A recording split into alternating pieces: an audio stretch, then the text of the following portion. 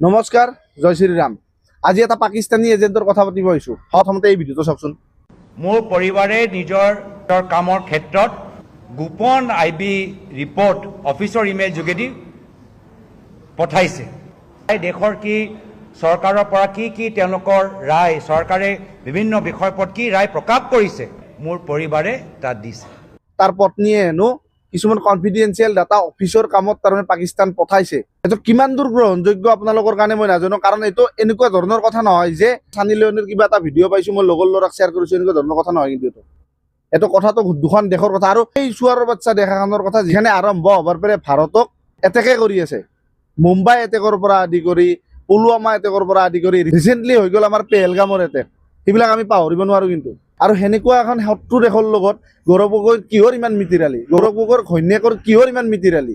নিশ্চয় তাতে কিবা খেলি মেলি আছে। কাৰণ চাওক, আজি কেইদিনমানৰ পৰা এটা কণ্ট্ৰভাৰ্চি চলি আছে যে গৌৰৱ গগৈ পাকিস্তানক কিয় গৈছিল, কিয় আছিল 10 দিন। মই পাকিস্তানত গৈ 10 দিন কি কৰিলোঁ?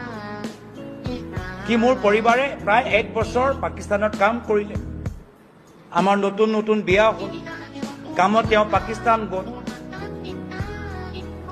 এতিয়া মই তেখেতৰ লগত যাব নোৱাৰোঁ নেকি? মই অকলে যাবলৈ দিম? কেনেদৰে আছিলা, ক'ত গৈছিলা, কেনেদৰে থাকিলা? তাৰ পত্নী হেনো 1 বছৰ আগৰ পৰা পাকিস্তানত কাম কৰি আছে। তাৰ পাছত তেহেঁতৰ বিয়া হ'ল, তাৰপিছত সি চাব গ'ল যে কাৰ লগত ঘূৰি আছে, কাৰ লগত খাই আছে, কাৰ লগত পিন্ধি আছে, উৰি আছে, হাগি আছে, মুতি আছে। কিন্তু আমি জানা মতে পাকিস্তানত কাম নকৰোঁতে গৌৰৱ গগৈৰ গাৰ্লফ্ৰেণ্ড আছিল তাই।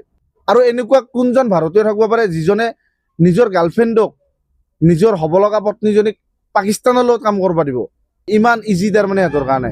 মই হয়তো গৰু কোবাই দিলোঁ হয়, ভাল বিয়াই নকৰা লৈ সেনেকুৱা পাকিস্তানৰ লগত মিতিৰালি থকা আপি। গৌৰৱ গগৈ কি না তিৰিৰ তলত চলা মানুহ? আৰু মই আৰম্ভণিতে গৌৰৱ গগৈ কিয় পাকিস্তানী স্পাই এজেণ্ট বুলি কৈছিলোঁ, আৰু তাৰ বিৱৰণ মই এতিয়া দি আছোঁ। গৌৰৱ গগৈ তিৰি চলি ভাৰতৰ নাগৰিক নহয়, না নেকি এনেকুৱা কিবা এটা প্লেনিং চলি আছে পাকিস্তানে ভাৰতক এনেকুৱা ধৰণৰ কৰিব, সি পলাই গুচি যাব। কাৰণ তাতে সি চিটিজেনশ্বিপ লৈ ল'ব, কাৰণ মাইকী আছে, মাইকীৰ সেৱতী থকা বুলি ক'ব। ইণ্টাৰনেশ্যনেল এই গৌৰৱ গগৈ গেদাক মোৰ সন্দেহ হয় প্ৰাক্তন মুখ্যমন্ত্ৰী তৰুণ গগৈ ডাঙৰীয়াৰ চলি হয় নে নহয়। কাৰণ যিয়ে নহওক তেখেত এজন ভাল মানুহ আছিল, আৰু আজি সেই তৰুণ গগৈৰ অসমৰ পৰা অস্তিত্ব নাই, কাৰণ তাৰ নাতিপুতি বিদেশী নাগৰিক। আৰু সেই গৌৰৱ গগৈ গেদাই অসমৰ মুৰব্বী হোৱাৰ চিন্তা কৰে। মোৰতো কিবা জকাৰ টাইপ লাগে ইয়াক। ভিডিঅ'টোত ইমানখিনি আছিল। আপোনালোকৰ মন্তব্যখিনি কমেণ্ট কৰি জনাব একদম নাপাহৰিব। আৰু যদি ইনফৰ্মেটিভ যেন লাগিছে ভিডিঅ'টো শ্বেয়াৰ কৰিব একদম নাপাহৰিব, কাৰণ আপোনাৰ দৰে এশটাক আৰু জনাওক যে এই গৌৰৱ গগৈ গেদাই পাকিস্তানীৰ স্পাই এজেণ্ট হ'ব পাৰে। আৰু যদি আপোনালোকৰ মোৰ ভিডিঅ'বিলাক ভাল লাগে পেজটো ফ'ল' কৰি থৈ যাব পাৰে, সেইটোৰ মই ৰিকুৱেষ্ট নকৰোঁ। ধন্যবাদ। জয় অসম, জয় শ্ৰীৰাম।